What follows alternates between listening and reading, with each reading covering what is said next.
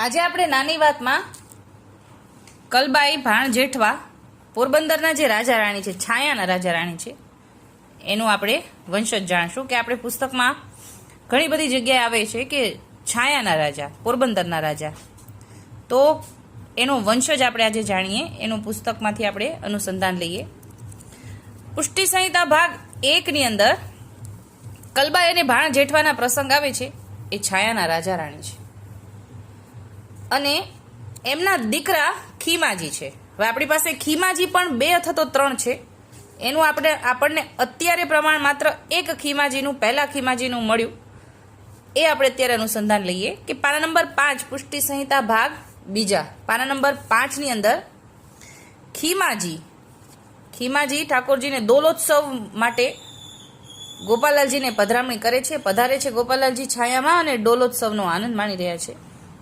તો એની અંદર પણ આવે છે કે ખીમાજીના મનોરથ પૂર્ણ કરવા માટે ગોપાલાલજી છાયા પધારે છે. રાજા ખીમાજીને ડોલોત્સવનું સુખ આપવા માટે છાયા પધારે છે. સાથે કલબાઈ એમના માતાજી પણ સાથે છે અને સુખ લેવામાં કાંઈ ન્યૂનતા નથી રાખતા. ઠાકોરજી રઘુનાથજી ના લાલ ગોપાલાલજી છાયા પધાર્યા. ખીમાજીને હર્ષાનંદ ઉત્સાહનો પાર રહ્યો નહીં.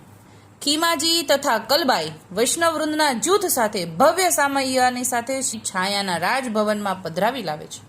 અનંત કોટીનો બ્રહ્માંડનો નાયક ગોલોકાધિપતિ જ્યાં બિરાજતા હોય ત્યાં કોના હૈયામાં આનંદ ઉત્સાહ ન ઉભરાય. રાજા ખીમાજીને અધિકાધિક ઉત્સાહ થઈ રહ્યો છે. શ્રીજીના સ્વરૂપના અનુરાગી ખીમાજી પોતાના ભાગ્યની વડાઈ સમજી રહ્યા છે અને આનંદમાં અતિરેકમાં વારંવાર દેહાનુસંધાન ભૂલી જાય છે. શ્રીજીના ચરણ સ્પર્શ કરીને વિનંતી કરતા કહ્યું, રાજ, આપ પધાર્યા છો તો દોલોત્સવનું સુખ આપવા કૃપા વિચારો. જે આગે આપ અહીંયા પહેલા આપેલું એવું સુખ આપવા કૃપા કરો. રાજ, અમારું વડું ભાગ્ય. એટલે કે જ્યારે પહેલા ખીમાજીના માતા પિતા કલબાઈ અને ભાણ જેઠવા બિરાજતા હતા, રાજા રાણી હતા, એ વખતે જે રીતે પહેલા સુખ આપેલું એવું સુખ મને પણ આપો, એવું ખીમાજી પુત્ર તરીકે કલબાઈ અને ભાણ જેઠવાને જેવું આપ્યું એવું મને પણ આપો, એવું ઠાકોરજીને વિનંતી કરી રહ્યા છે. એટલે આ અનુસંધાનથી આપણે એ જાણ્યું કે રાજા ખીમાજી કલબાઈ અને ભાણ જેઠવાના પુત્ર છે. હવે ખીમાજીનું જ્યારે ચાલવાનું થાય છે ત્યારે વિકમાજી ગાદીએ બેસે છે. એનો પ્રસંગનો આપણે આજે અનુસંધાન જોઈએ. હવે આ કલબાઈ અને ભાણ જેઠવાના જે લાલ ખીમાજી છે એનું ચાલવાનું 1701ની સાલની આસપાસ, 1701ની સાલનો જે ગોપેન્દ્રલાલજીનો પ્રદેશ છે એમાં ઉલ્લેખ છે. ત્યારે એમનું ચાલવાનું થયું છે એ પ્રસંગ વાંચશું. પણ એની પહેલા 371માં ખીમાજી ભૂતલ પર બિરાજે છે અને ગોપેન્દ્રલાલજીને ધામધૂમથી સામયું કરીને પોતાના રાજમહેલમાં પધરાવે છે. એ આપણને 371ના પાના નંબર પુષ્ટિ સંહિતા ભાગ 2માં મળી આવે. ત્યાં સુધી તો ખીમાજી બિરાજે જ છે ભૂતલ પર. ત્યારે ગોપેન્દ્રલાલજી 4 મહિના સુધી છાયામાં બિરાજે છે અને ગોપેન્દ્રલાલજીનું જન્મોત્સવ ખીમાજી ધામધૂમથી મનાવે છે છાયામાં. ત્યારે ગોપેન્દ્રલાલજી 4 મહિના સુધી બિરાજે છે અને પછી થોડા જ સમયમાં એ જ પ્રદેશમાં ખીમાજીને ચાલવાનું થાય છે. એનો ઉલ્લેખ 373 પાના નંબર પર આપે છે કે ગોપાલાલજી મોરબી પધાર્યા છે અને પોરબંદરનો રાજા, એ જ સમયે પોરબંદરનો રાજા ખીમાજીએ દેહ મૂક્યાનો સમાચાર જાણ્યો. ત્યારે મોરબીથી ઠાકોરજી ગોપેન્દ્રલાલજી સીધા પોરબંદર પધારે છે. કેમ કે પોરબંદરના સમાચાર સાંભળ્યા કે ખીમાજીએ દેહ મૂકી. ત્યાં રાણા વિકમાતજીને ગાદીએ બેસાડ્યો, રાજ તિલક કરીને આશીષ આપી અને રાણા વિકમાતજીએ ઘણી ભેટ ધરી દામોદર કુંડલને કોરી 50ની વર્ષોદ બાંધી આપી અને સર્વેને અતિ સુખાનંદ આપ્યું.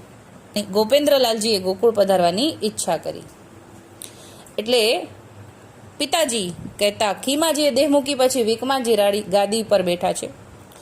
એ ગોપેન્દ્રલાલજીએ જ એમને ગાદીએ બેસાડ્યા ને રાજ તિલક કર્યું.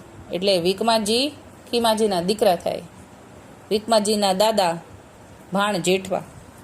હવે વિકમાતજીના પત્ની હીરાજી, આપણે કક્કામાં આવે છે ને હીરાજીની સેજે સોહાણા, એ હીરાજી છે વિકમાજીના રાણી છે. એનો પણ ઉલ્લેખ આપણને પુષ્ટિ સંહિતા ભાગ 2 મળી આવશે. પાના નંબર 348 ઉપર કે ઠાકોરજી ગોપેન્દ્રલાલજી છાયા પધારે છે.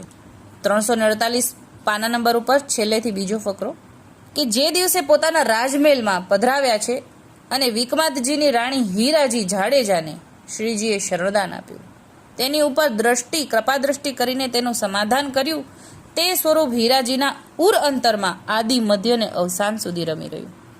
હીરાજી જ્યારે જ્યારે પ્રભુજીનું સ્મરણ કરીએ ત્યારે ત્યારે તે સ્વરૂપનું સાક્ષાત દર્શન થતું અને પ્રભુજી હીરાજીની સેજે આવીને પૂડતા એવી અપરિમિત કૃપાનું દાન કર્યું હતું. એવા આ હીરાજી રાણી વિકમાતજીના રાણી છે. હવે વિકમાતજીને પણ પુત્ર છે, એનો પણ ઉલ્લેખ આપણને 401 પાના નંબર પર મળશે.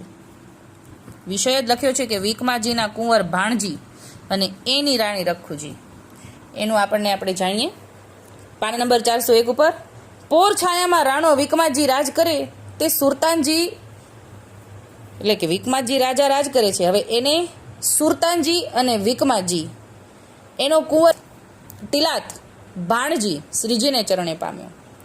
તેની ધણિયાણી એટલે કે રાણી રખુજી હીરાજીની વહુ, એ તો વૈષ્ણવ નાનપણથી દુખાણી હતી, એટલે કે આ ભાણજી જે છે એને વેલા ચાલવાનું થયું, એટલે એ ખૂબ પહેલેથી જ દુખાણા હતા એવો અહીંયા ઉલ્લેખ છે. તેને નિવેદન અહીંયા અત્યારે થયું છે. ગોપેન્દ્રલાલજી એમને શરણદાન આપે છે. શરણદાન આપીને સેવક કરી તે વૈષ્ણવ સારી થઈ. રખુજીને સેવામાં સારી પ્રીતિ હતી. ભાવપૂર્વક પ્રભુજીને સેવા કરી નિત્ય નૂતન લાડ લડાવતા અને જ્યારે જ્યારે ઠાકોરજીનું સ્મરણ ધ્યાન કરતા ત્યારે શ્રીજી તેને પધારીને દર્શન સુખદાન આપતા. એટલે કોને? રાણી રખુજીને, હીરાજીની દીકરાની વહુ, એની વાત છે. એટલે અહીંયા વિકમાતજી અને હીરાજીના 3 દીકરા છે, શરતાનજી, ભાણજી અને કરણજી. ભાણજીની પત્નીનું નામ રખુજી, જે આપણે અત્યારે જાણ્યું, અને ગુણમાલ ભક્તમાલની અંદર આ 3 ભાઈઓના નામ છે, શરતાનજી, ભાણજી અને કરણજી. આપણે જમનેશ મહાપ્રભુજીના પદમાં આવે છે ને, રાણો સરતાનજી સા મૈયું લઈને આવ્યો, એ વિકમાતજીનો પુત્ર છે, જે અહીંયા આપણે ઉલ્લેખ જાણ્યો. તો હવે પાછું ખીમાજી, જે બીજા ખીમાજી છે, એ પછી હવે આપણે આવતા વખતે લઈશું, કે જે આપણે થોડા સમય પહેલા જે ખીમાજીને દુસંગ લાગ્યો હતો, એ તો ખીમાજી બીજા, આ ખીમાજી નહીં, એનો ઉલ્લેખ આપણે આવતા વખતે લઈશું. અત્યારે આટલું જ બોલીને મારી નાની વાતને વિરામ આપું છું. એટલે અત્યારે આપણે એ જાણ્યું કે જેટલો વંશજ છે પોરબંદરના ને છાયાના રાજવીઓનો, એ બધા રાજા આપણા ઠાકોરજીના સેવક છે. એનો આખો પરિવાર, એમના પુત્ર, એમની પત્ની, એમના પણ પત્ની, એ બધાય પરિવાર ઘણા વર્ષો સુધી આપણા ઠાકોરજીના જ સેવક રહ્યા છે, એવું આજે આપણે જાણ્યું. અત્યારે આટલું જ બોલી મારી નાની વાતને વિરામ આપું છું. બોલું શ્રી ગોપાલ.